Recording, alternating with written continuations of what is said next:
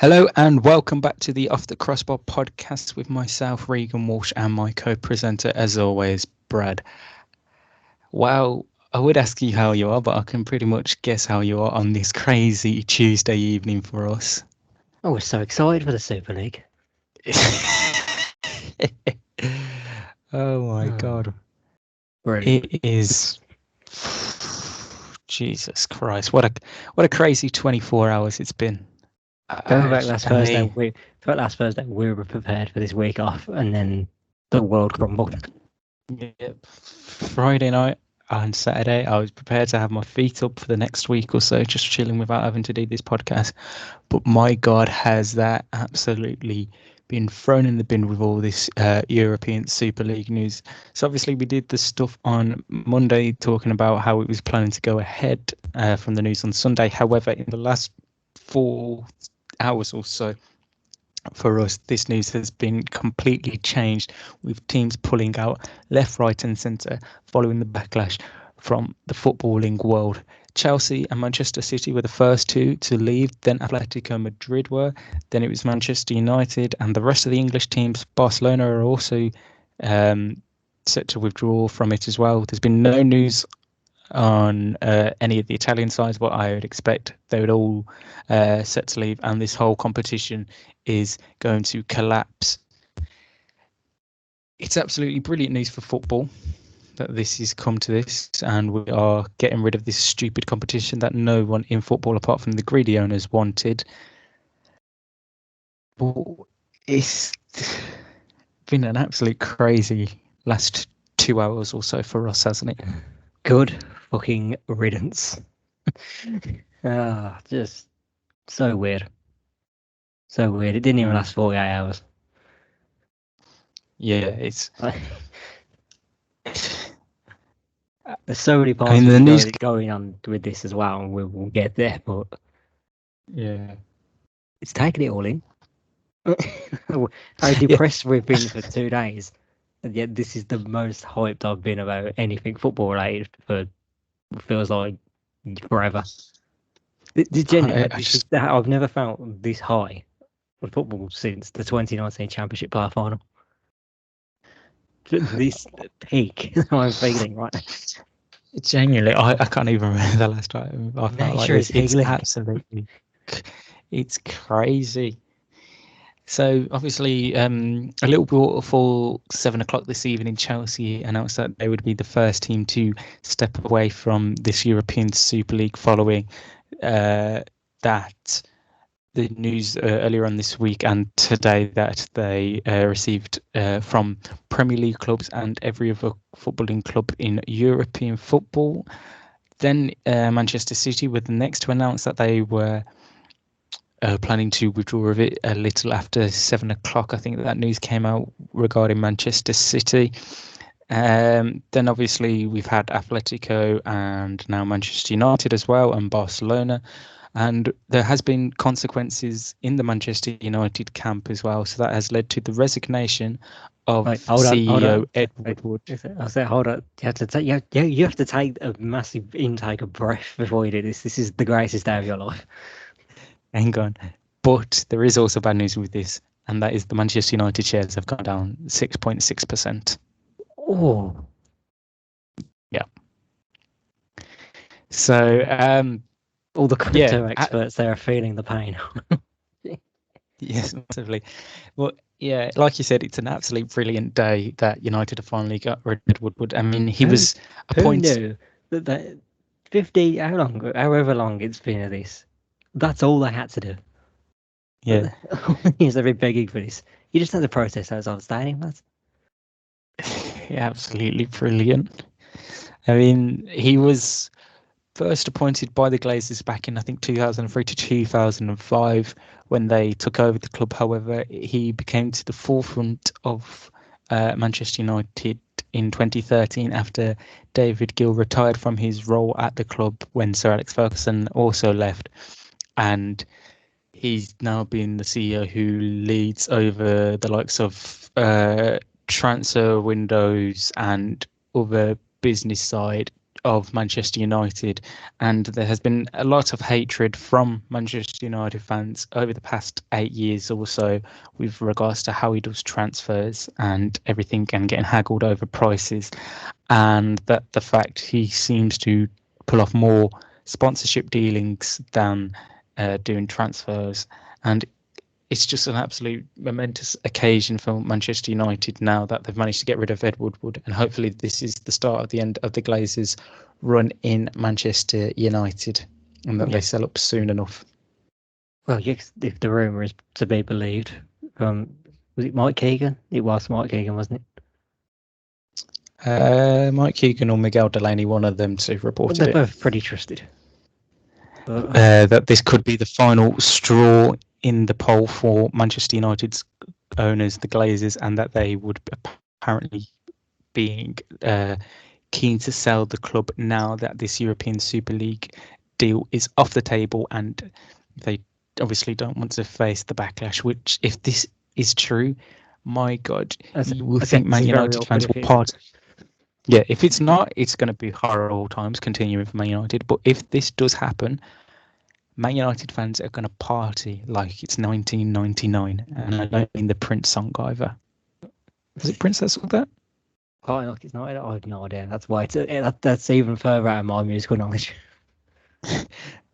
Well, anyway, if that is true, geez, United fans, like I said, United fans will be joyous if it is true. And I've got to stress, if. Yeah, there's no confirmation. Big capital letters, because there's no confirmation on any of the news regarding it. Then again, they love a 12 o'clock announcement. Exactly. You just gotta wait now. You don't know when at United, any time could be an announcement, and I don't feel like we'll have any sleep at this rate. It's interesting. This all started, it seemed, at Chelsea. Yeah. At least that's how it felt like in real time. The reports were that Man City had already agreed anyway. There was stuff had already come out like as soon as yesterday. Well, I think he was on the back of that Florentino Perez interview that he did with Spanish TV El Chiringuito, where he just seemed to make a load of absolute rubbish statements about it, about football. I mean, and I think that's what's angered these owners. And like, hang on, we didn't say this at all. We were up for the Super League because we were happy with the money that we're going to invest in and get invested from JP Morgan. But what you're saying is, whoa, this is a step too far. And the rest of the European clubs, we'll talk about the Premier League because obviously we're over here in England. They were like, you always like the other owners go, wait a minute, we were going to help the smaller clubs as well. How was this going to help the smaller clubs? I thought this was for us. Yeah. It's just an absolute ridiculous, farcical statements that he was coming out with last night. And he lost me when he said VAR stain. Oh, Jesus Christ. Well, he lost me when he said 40% of 16 to 24-year-olds don't watch football because it's too long and not enough interesting stuff. But what 16 to 24-year-olds has he been speaking to? I just laugh, but I just don't know what to say on it. There's two people in the target demographic that he's clearly talking about. What an arsehole. What an absolute arsehole. You are correct. It's just ridiculous that he even came out with that. Like, there's no physical statistics backing up what he said at all. And he also practically admitted the reason the whole thing is happening. He literally came out and said, yeah, my club is in serious debt. Yeah. We need the money. That's the only reason we're doing this. That's the whole... We're doing this because we're in the shit. Barcelona are in the shit. These other big European teams are also in the shit because of the pandemic. Yeah. They use the pandemic. They use the pandemic as a reason for this. The lowest of the lot. Yeah. Literally every other sentence he was coming out with his mouth was to do with the pandemic, and that this will help every club, not just the big clubs. And you're like, you're talking out of your fucking arse here, mate. Shut up. What's the Spanish for arse? Like, I shouldn't know. Oh. If you know, please tell us in the comments below. Well, I know we should have more to talk about now, but I'm at a loss for where to start with this. The whole breakdown. Yeah. Of, One of the I actually thought I'm very slightly gutted that we didn't get to see a players' revolt, because yeah. it almost felt like something may have been brewing when that Jordan Henderson news came out. Mm. And then there was also the rumour of United and Harry Maguire, Luke Shaw supposedly going for an emergency meeting with Woodward and all that. Yeah, maybe that's why if that meeting did take place. And yeah, you only have to look then, at Rashford's tweet as well. Just yeah. Like we said yesterday with the story, it is to do with it's a shameful that United can have a banner there from Sam Busby saying football is nothing without the fans, and then plan on doing this. Well, obviously, they're now not going to. So before we started recording, you were speaking of potential repercussions that these teams could have. Do you think that something will happen to them? I don't see how it can't. I mean, I've calmed down from what I was initially saying, just in pure anger. But they can't just waltz back in like nothing's happened. Yeah. Like what's this next Premier League mean? The one they've had today, but suddenly they come back, it's like, oh, hi guys. Sorry about all that, Super League business, Oh, imagine if that happened. Oh, it was a bit awkward, wasn't it? Aye. Yeah. Fist bumping the screen. Just aye. Aye, you little devil. You like it, just a little head shuffle to Brighton. You look at you. You really thought we were gonna do it? Oh. It's just a late April Fools, guys. Late April Fools, Just a joke. You thought we were serious, did you? I know where you're coming from. Like, there should be some sort of punishment, but I just don't know what, because it shouldn't affect, like, Man City shouldn't be banned, like, their players from playing in the Champions League, because it's nothing to do with the players or Pep Guardiola and anything. I understand where you're coming from. Sheikh Mansour and the owners of these clubs need to have some repercussions against them for deciding to do this. I don't know what that may be. But Yeah, I don't know what it is you do. I know, look, to you, I said earlier in anger, ban them from Europe for 5 years, deduct them points. Yeah, maybe too much, that one. But I'm not a business executive. I don't know what they can do, but they can't let them walk back in. No, they signed their name on the dotted line. We don't want any of this anymore. Yeah. And if 40 hours say, oh yeah, sorry, we'll come back. We like it really. There do need to be some sort of punishment, and it's just what it does that affects them as owners of the clubs, but not the team themselves. But if it's true with like United's lot going, that makes it even harder, because then how do you punish a club that isn't run by the same people? Well, yeah.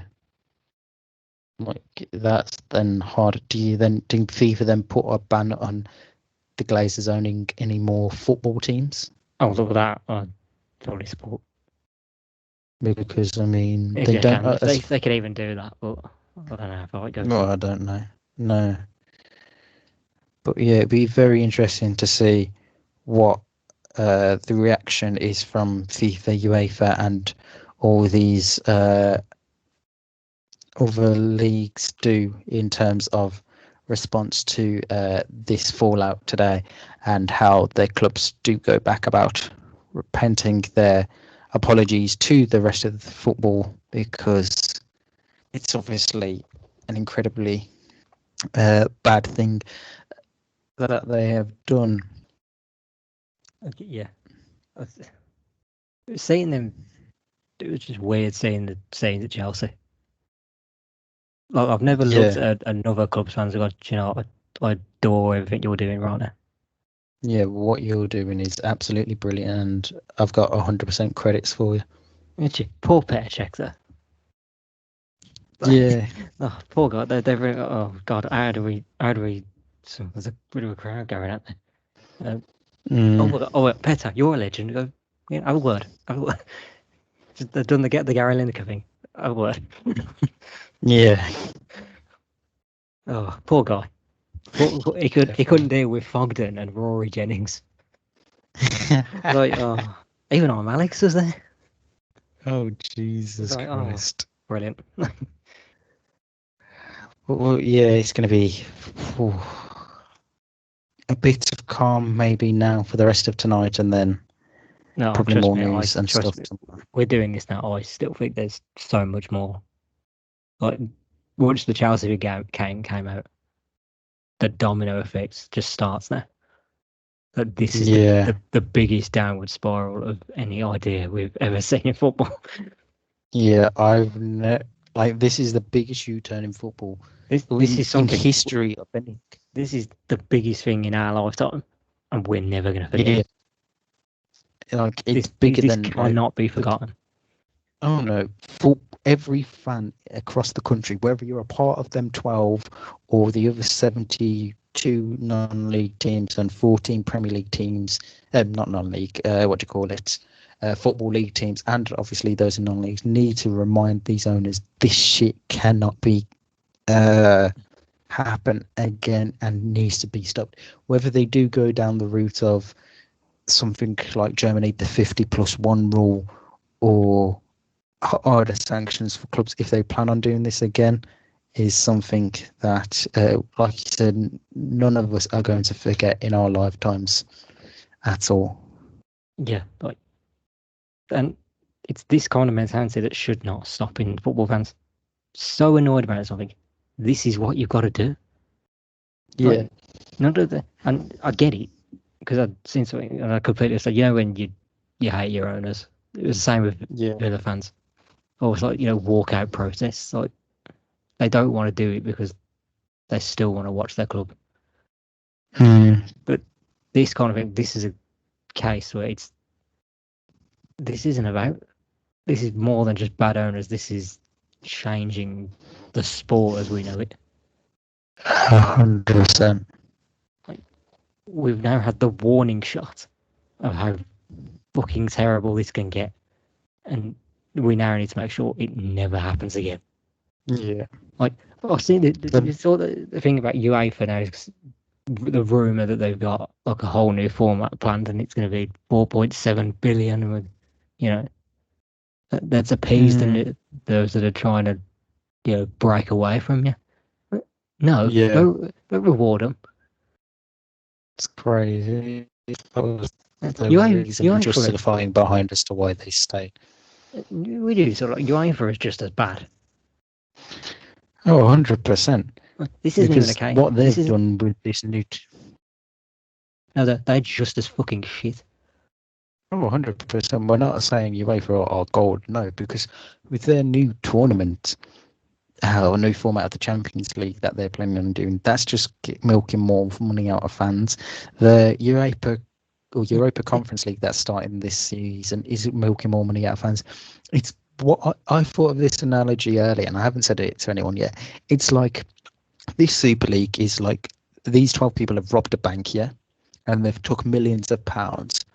But UEFA, they've just robbed their local shop, and they're going, whoa, we're not bad. They're the bad guys here. And you're like, no, you both have done something dreadful, but just obviously not to the same scale.